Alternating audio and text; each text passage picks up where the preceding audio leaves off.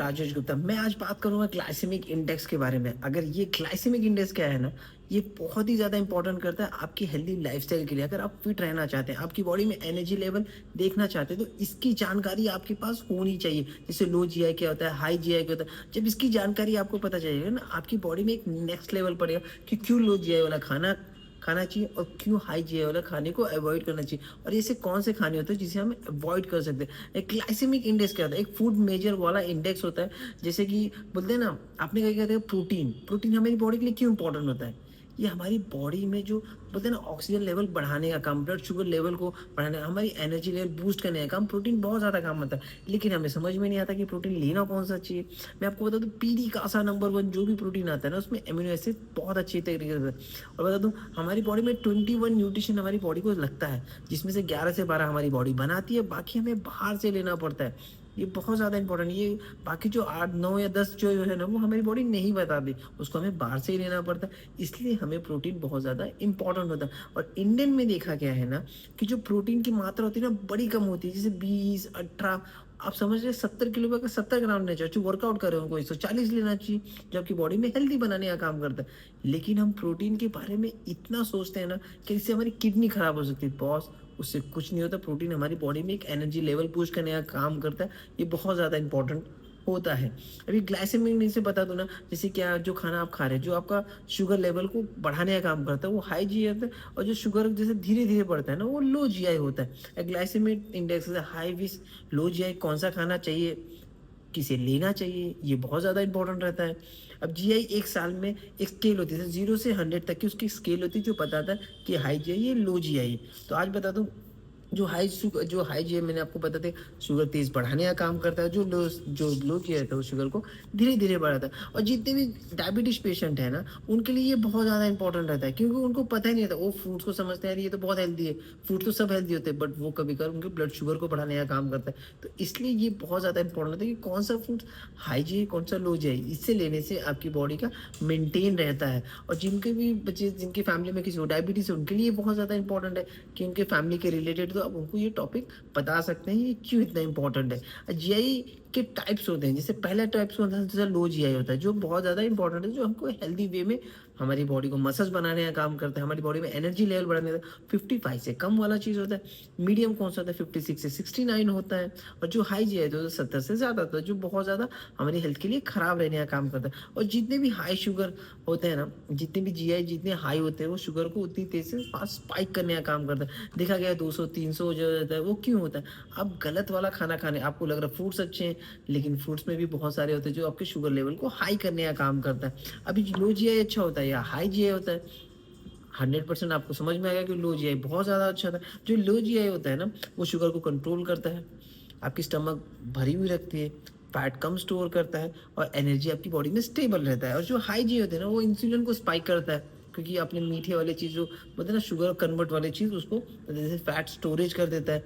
कि access insulin होने से भी आपकी बॉडी में फैट स्टोरेज हो जाता है। गलत खाना भी कार्बोहाइड्रेट में आपकी बॉडी में फैट जमा करता है, और जल्दी भूख लगती है। जब आप कोई भी चीज़ हाई जीआई वाला खाते हैं ना, आप थोड़ा टाइम तो आपको संतुष्ट मिला, मैं कुछ आधे घंटे बाद फिर से आपका मन करे, अरे और खा लो और खा लो, जितना खाओगे। जब आपने कभी देखा है, गुलाब जामुन आप खा रहे, एक खा रहे, एक खाने से मन भरता है क्या? ना, दूसरा तीसरा चौथा। ये क्या होता है? ये हाई जीआई वाला चीज़ है, जो आपकी बॉडी को, आपकी माइंड को धीरे धीरे कमज़ोर करता है, कि यहाँ सोचने की शक्ति को कम करता है। आप ज़रा सा इसमें गूगल पे भी चेक कर सकते हैं, बहुत ज़्यादा इंपॉर्टेंट है। अभी आपको चेक करना है, जो हमारा शेक होता है, मैं बता दूँ, अपना जो शेक होता है ना, वो लो जीआई वाला खाना होता है। और बता दूँ, ये आप कभी भी सुबह का चेक करना, जो आप जो शेक पीते हैं, वो आपकी बॉडी में क्या एनर्जी देता है। और जो आप सुबह आलू पराठा चाय, जो आपको बड़ा मज़ा देता है खाने में, उसके 1.5 घंटे बाद आप चेक करना, आप कौन सा चीज़ आपकी बॉडी में एनर्जी लेवल बूस्ट दे रहा है। आपको 100% पता चलेगा कि शेक आपकी बॉडी में एनर्जी लेवल दे रहा है। और जो चाय आलू पराठा आपने लिया था ना, 1.5 घंटे बाद आपकी बॉडी में नींद आने लगे, आपको मतलब सुस्ती जैसी चढ़ने लगी।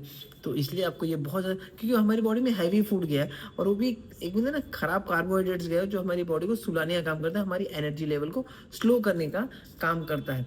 अभी लो जीआई भी हाई जीआई का हो सकता है। हाई जीआई किसको खाना चाहिए? जैसे हाई जीआई को देखा गया स्पेशली सिचुएशन में माना गया, जो हैवी वर्कआउट्स करते हैं, एथलीट्स होते हैं, और इंस्टेंट ट्रेनिंग मतलब ये कभी-कभी खा सकते हैं, ऐसे रोज़ नहीं खा सकते। बट उसके साथ भी हाइजीन में भी अच्छी चीज़ उनकी बॉडी में जाए।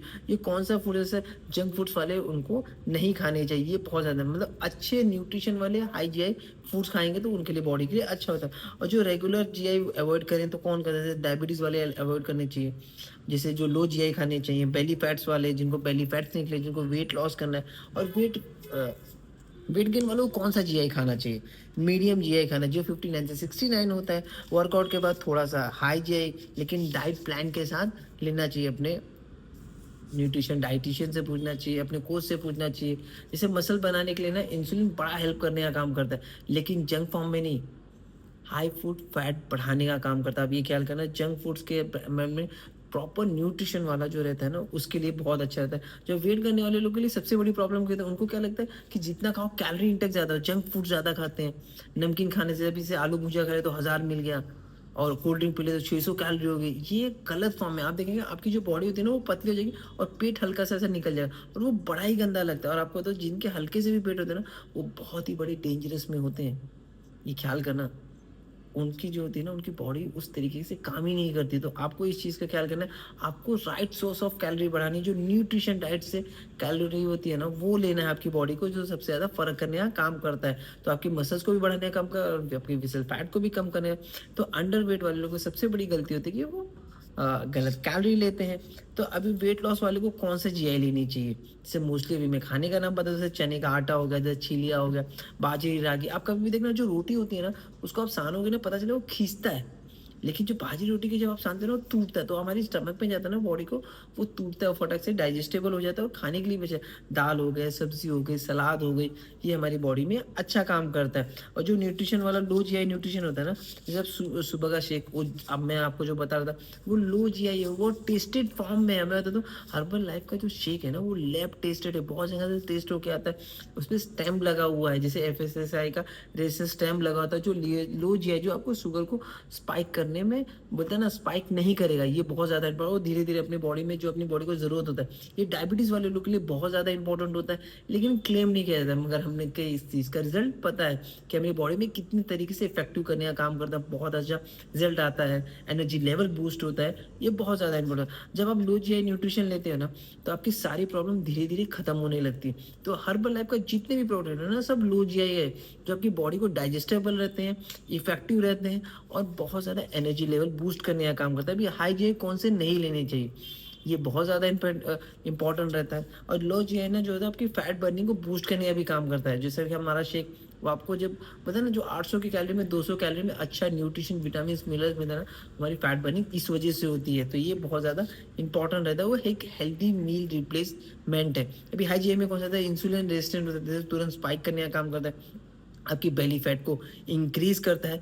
डायबिटीज़ का रिस्क बहुत ज़्यादा होता है, आपकी एनर्जी क्रैश करती है, बार-बार भूख लगता है, वेट बढ़ने का काम करता है, आपकी हार्मोनल इम्बैलेंस को भी ये करता है। और लो जीआई खाने में कौन से फ़ायदे होते हैं, जैसे फास्ट फैट लॉस होता है, शुगर कंट्रोल होती है, आपकी एनर्जी लॉन्ग रहती है, बेटर मूड एंड फोकस बना रहता है, हार्ट हेल्दी रहती है, आपका विसल फैट, आपका बेली फैट कम रहता है।